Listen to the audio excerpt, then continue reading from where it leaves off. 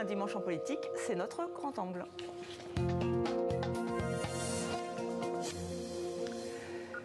Une semaine en politique marquée par un 1er mai très suivi. 782 000 manifestants dans toute la France selon le ministère de l'Intérieur. Du monde donc, mais pas le raz-de-marée espéré par les syndicats. Les syndicats qui vont donc rencontrer la Première ministre Elisabeth Borne, le premier anniversaire de la NUP, un peu houleux. Et bien sûr la crise diplomatique entre Rome et Paris après les déclarations de Gérald Darmanin.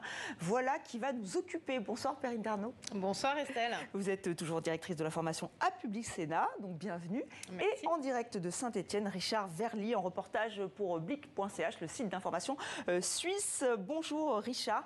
Alors on va revenir, on va retourner un petit peu au lundi dernier, 1er mai, et bien sûr sur la bataille contre la réforme des retraites. Ce n'est pas fini, estime Laurent Berger, qui est toujours le secrétaire général de la CFDT, jusqu'au 21 juin. Alors Perrine Darnaud, est-ce que vous êtes d'accord ? Oui, je pense que c'est pas fini. Effectivement, on peut dire que ce mouvement social est assez résilient. On avait beaucoup parlé, notamment sur ce plateau, de savoir si l'unité syndicale allait durer. Eh bien, elle dure. C'était le 1er mai unitaire depuis une quinzaine d'années. Il y a eu pas mal de monde, jusqu'à 2 millions de personnes selon les chiffres de la CGT. Vous avez cité tout à l'heure les chiffres de la police. Donc, on peut dire que ce mouvement, en tout cas social, est résilient. Il dure. L'unité syndicale se maintient. Pour l'instant, on voit que les syndicats, petit à petit, acceptent de revenir autour de la table des négociations avec le gouvernement, puisqu'aujourd'hui, la CGT, par la voix de sa dirigeante Sophie Binet, a dit qu'elle allait reprendre les négociations avec le gouvernement. Donc pour l'instant, on peut dire que, y compris dans l'opinion publique, le mouvement perdure également, puisque quand on regarde les enquêtes d'opinion, l'opposition au texte même de retraite diminue. En revanche, l'opposition dans la rue, c'est-à-dire le soutien aux manifestations, lui reste et même augmente, ce qui signifie que, en fait, une majeure partie des Français, pour l'instant, ne comprend pas très bien la méthode employée par le gouvernement. Et ça traduit une certaine inquiétude quant au processus démocratique de prise de décision. Alors Richard Verly, est-ce que vous êtes d'accord? Donc le gouvernement comptait sur un essoufflement. Est-ce qu'on assiste au contraire à un effet inverse? Moi, ce qui me frappe, c'est qu'on est dans un moment, et c'est nouveau, de convergence. Convergence vers quoi? Vers une sortie de crise. Je pense que les syndicats, même s'ils ne le disent pas, bien entendu, puisqu'ils ont prévu une nouvelle journée d'action le 6 juin, ils ont compris que cette réforme, elle allait rester, qu'Emmanuel Macron ne va pas la retirer et qu'il y a très peu de chances pour que l'Assemblée nationale puis le Sénat vote la proposition de loi déposée par le groupe Lyot qui, si je ne me trompe pas, sera présentée le 8 juin. Autrement dit, il faut sortir de cette crise. Et ça, c'est quand même un élément très important parce que qui dit sortie de crise dit au fond négociation, besoin d'un donnant-donnant. Et pour le coup, le gouvernement semble maintenant être disposé à faire des concessions possiblement sérieuses. La meilleure preuve, selon moi, c'est que la CGT a décidé d'y aller chez la Première ministre. C'était vraiment de ce côté-là qu'on voyait le plus d'hésitation. Donc, effectivement, si on s'achemine vers une période plus positive, même avec beaucoup de colère et de rancœur, ça ne peut être qu'une bonne nouvelle après les semaines qu'on a passées. Alors c'est vrai qu'il va y avoir ces rencontres bilatérales, pas unies, c'est-à-dire que là c'est quand même syndicat par syndicat. On attend Force ouvrière, les autres syndicats, les principaux syndicats français ont dit oui. C'est une bonne stratégie, selon vous, Perrine Darnaud, de proposer à chaque syndicat de les rencontrer un par un? Écoutez, en tout cas, c'est la stratégie pour l'instant qu'Elisabeth Borne a choisie, des rencontres bilatérales. Je pense qu'il est vain pour elle d'espérer de fissurer ainsi l'unité syndicale, puisque les syndicats ont prévu de continuer régulièrement à se rencontrer et à se parler et à essayer de rester ensemble. En revanche, ce qui est intéressant dans la méthode qui est employée par Elisabeth Borne, c'est qu'on sent qu'elle a bien compris qu'il ne suffisait pas de remettre tout le monde autour de la table, que l'image en elle-même ne suffirait pas, mais qu'il fallait effectivement aller vers des gages à donner aux syndicats. On a vu qu'elle avait réussi à imposer à Emmanuel Macron de retirer le projet de loi immigration, de même qu'elle essaye de faire passer l'idée que le texte sur le RSA conditionné à des heures de travail doit être assoupli. Donc petit à petit, elle essaye, si vous voulez, d'imposer ses thématiques à elle. Elle essaye d'imposer sa personnalité, qui est une personnalité un petit peu plus ancrée à gauche, et on sent, là encore, dans les enquêtes d'opinion, que ça frémit un petit peu dans la tête des Français, puisqu'elle remonte dans les sondages, à l'inverse d'Emmanuel Macron. Donc voilà pour cette position qui serait donc différente. Elle marque sa différence, selon vous, la Première ministre donc française. Un mot quand même du retour du groupe Lyotte et son chef de file, Charles de Courson. Le 8 juin, ces députés indépendants veulent faire examiner une proposition de loi visant à abroger la réforme des retraites. Alors une initiative qui agacerait effectivement la majorité. Est-ce qu'il est tenable ce projet de loi? C'est surtout à quoi ça va servir, parce que c'est une proposition de loi qui sera examinée dans ce qu'on appelle une niche parlementaire du groupe Lyotte à l'Assemblée nationale, c'est-à-dire qu'en à peine une journée, en fait, les députés doivent examiner, si vous voulez, ce texte qui servirait, en tout cas qui sert à abroger la réforme de la retraite, en tout cas qui fixe l'âge légal de départ à la retraite à 64 ans. Imaginons que ce texte soit adopté par l'Assemblée nationale. Il y a deux choses. D'abord, c'est un signal politique évidemment très fort contre le gouvernement, contre Emmanuel Macron, et il faudra voir si le gouvernement en tire ou pas des conséquences. Mais sinon, d'un point de vue stricto législatif, ça ne sert à rien, parce qu'il faut après que le texte soit transmis au Sénat, et je doute que le Sénat, à majorité de droite, donc qui est plutôt pour une réforme des retraites, inscrive cette proposition de loi, en tout cas la reprennent, les centristes du Sénat la reprennent dans leur niche parlementaire.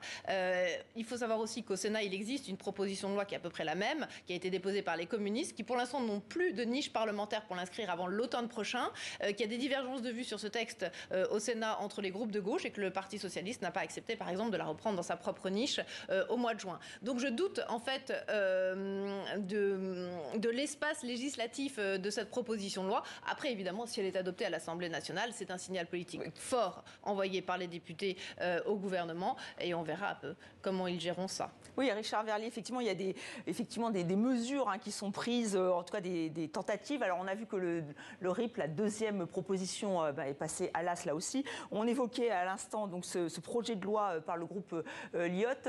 Ceux qui sont contre cette réforme peuvent encore se faire entendre? Ils peuvent se faire entendre, mais ils ne peuvent rien espérer. Et c'est ça l'élément nouveau. Alors bien évidemment, il entraîne énormément de déception et d'amertume. Mais la réalité, c'est que tout est maintenant dans les mains de l'exécutif. Et ce qui est intéressant, c'est que c'est pour Elisabeth Borne, la Première ministre, une question de survie. Elle sait très bien que si elle ne réussit pas à sortir avec une solution avec les syndicats, elle en paiera le prix et elle risque de subir les frais d'un remaniement. Donc au fond, les syndicats ont besoin d'une sortie de crise positive, Elisabeth Borne également. C'est difficile parce que tous les deux sont le dos au mur, mais c'est peut-être la solution pour envisager une nouvelle phase, même si, je le répète, la colère ne disparaîtra pas, notamment la colère vis-à-vis d'Emmanuel Macron. Certains commentateurs disent qu'Elisabeth Borne aurait aimé un remaniement à la marge pour donner un nouveau souffle à son gouvernement, qu'Emmanuel Macron a préféré ne pas le faire. Est-ce que vous partagez cette analyse? Oui, effectivement, Emmanuel Macron, pour l'instant, en tout cas, a refusé de donner un petit peu cet air frais à Elisabeth Borne en lui accordant un remaniement gouvernemental, en faisant peut-être sortir certaines têtes dont elle ne souhaite plus avoir dans son gouvernement et en faisant rentrer des personnalités qui auraient pu un peu plus l'épauler dans sa tâche à la tête du gouvernement. Pour l'instant, ce n'est plus à l'ordre du jour. Après, je suis pas sûre que aux yeux des Français, ça changerait grand-chose, parce que c'est quand même un gouvernement qui est composé d'un certain nombre de ministres dont on dit qu'ils sont invisibles, ils sont absolument inconnus du grand public. Elle aura peut-être plus de soutien. C'est ce qu'elle souhaitait. Oui. Je pense que remanier comme ça à la marge un gouvernement, si c'est pour faire sortir trois têtes qui sont inconnues et pour en faire rentrer trois autres qui ne sont pas tellement plus connus du grand public, je ne suis pas sûre que ça serve à grand-chose, honnêtement. Et Gérard Larcher, effectivement, lui a bien dit qu'il, pour l'instant, il n'était pas très intéressé par le poste de Premier ministre. Richard Verlier, vous croyez sa parole? Il n'a pas dit ça, il a dit que ce n'était pas tout à fait le timing pour l'instant. Qu'il fallait attendre les élections, notamment sénatoriales, et à l'automne, et voir s'il y avait un programme commun qui pouvait s'écrire avec Emmanuel Macron. Effectivement, il était beaucoup plus prudent. Donc voilà, on va venir sur une date anniversaire. Nous sommes le 7 mai 2023, et il y a un an, tout juste, la NUP affichait son unité. Alors un an après, c'est un peu plus compliqué. Alors pas sur le plan parlementaire, on pourra revenir sur ces textes qui ont été proposés par la NUPES et qui sont passés cette semaine. Il n'empêche, il y a eu une réunion mardi sans Jean-Luc Mélenchon, enfin physiquement, puisqu'a priori il était quand même bien là. Richard Verlier, vous avez suivi, il y avait beaucoup de piques. Vous y croyez encore à cette unité de la NUPES ? Je crois qu'il y a deux difficultés majeures pour cette alliance de gauche. La première, c'est que les formations n'ont plus le même destin politique. à savoir si on regarde la prochaine échéance électorale qui sera les élections européennes, quel est l'intérêt pour le Parti socialiste et pour les écologistes de s'allier à la France insoumise en vue des élections européennes alors qu'ils ont des programmes fondamentalement différents, disons les choses comme elles sont, la France insoumise étant très eurosceptique alors que les deux autres paris sont beaucoup plus pro-européens. Et puis l'autre chose, c'est la personnalité de Jean-Luc Mélenchon et surtout ce qu'il veut faire en 2027. Il dit qu'il ne se représentera pas, mais là tout le monde pense qu'il se représentera. Et là, il y a un combat de personnalité qui commence à transpirer, notamment je pense à François Ruffin. Est-ce que Jean-Luc Mélenchon peut continuer d'avoir derrière lui une alliance solide alors qu'il est une personnalité tellement clivante que beaucoup accusent d'être inflammatoire dans le contexte politique français actuel? Oui, puis on vient de voir sur les images donc un autre personnage, une autre personnalité, Fabien Roussel, pour les communistes. Là aussi, on sent qu'il y a une grosse tension et des communistes et des écologistes. Alors, cette union, est-ce que là, on est dans le psychodrame avec la réunion de la dernière fois ou il y a vraiment de gros problèmes? Oui, on est dans des heures de personnalité. Mais j'ai envie de dire qu'en ce jour d'anniversaire de la NUPES, je trouve que quand même le bilan est plutôt bon en fait. Puisque d'une part, ça a permis à la fois à la France insoumise, mais surtout au Parti socialiste et aux écologistes d'avoir chacun un groupe parlementaire à l'Assemblée nationale, ce qui n'était absolument pas gagné d'avance il y a un an quand la NUPES a été fondée. Donc le bilan est bon. Bien sûr, il y a des heures de personnalité, des personnalités qui sont très fortes, des partis qui ont une existence très forte également. Donc, ce qui manque sans doute à cette organisation, c'est une véritable architecture avec un congrès, avec un projet commun, pour avoir des fondements qui soient un tout petit peu plus solides. En même temps, pour les européennes, on sent bien que même si Marine Tondelier a été élue effectivement sur le fait que le parti écologiste devait partir seul aux européennes, cette ligne est contestée en interne, notamment par Sandrine Rousseau. Au Parti socialiste, c'est également la même chose, parce qu'on sent bien que chez les électeurs de gauche, il y a quand même un besoin, en tout cas il y a une recherche d'unité de la gauche. Ça a marché aux dernières législatives, et pourquoi ça ne marcherait pas aux européennes ou aux prochaines élections ensuite? Donc on suivra ce dossier. Alors la dernière séquence que je voulais voir avec vous, effectivement, c'est cette séquence déclenchée par Gérald Darmanin qui, dans un entretien, a accusé Giorgia Meloni, la présidente du Conseil italien, d'être incapable de gérer l'immigration dans son pays. D'ailleurs, ça vous a inspiré un édito, Richard Verly. En fait, est-ce qu'il a été pris au piège d'une attaque de politique nationale, Gérald Darmanin?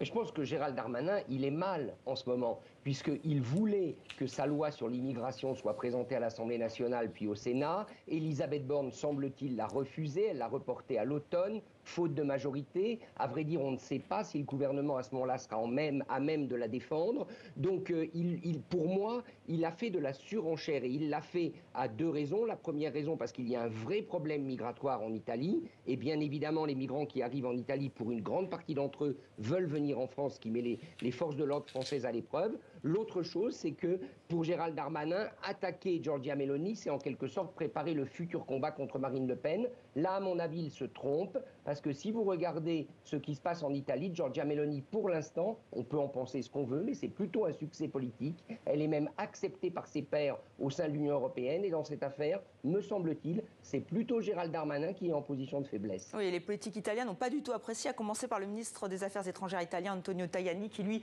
est plutôt européen. Il n'a pas du tout apprécié d'être assimilé à un gouvernement d'extrême droite. Un mot sur cette polémique, sur cette crise? On est vraiment que dans la communication politique à la fois de Gérald Darmanin, mais c'était le cas aussi de Giorgia Meloni à l'automne dernier au moment de l'opération de l'Ocean Viking, vous vous souvenez?